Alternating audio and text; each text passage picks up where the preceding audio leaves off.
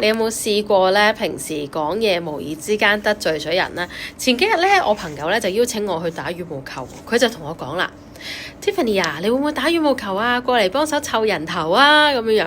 咁呢句説話咧就令到我諗起啦，有啲人咧真係無意之間咧講嘢咧就會得罪咗人啊！我係一個咧非常之重視自己嘅時間運用嘅人啦，我係非常之重視每一刻每一秒啊，同乜嘢人去 spend my time with， 即係話我究竟同乜嘢人去相處，我只會 social up 同埋同一啲咧同我可以交換到價值嘅人咧去相處嘅啫。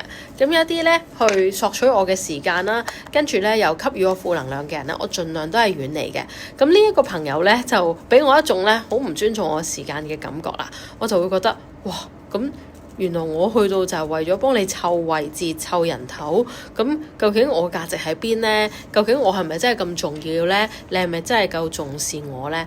咁唔知呢，你又覺得有啲乜嘢説話會無意之間得罪到你嘅呢？喺下面留言話俾我知啊！你有冇試過無意之間講到啲得罪人嘅説話呢？喺下邊亦都留言分享話俾我知道啊！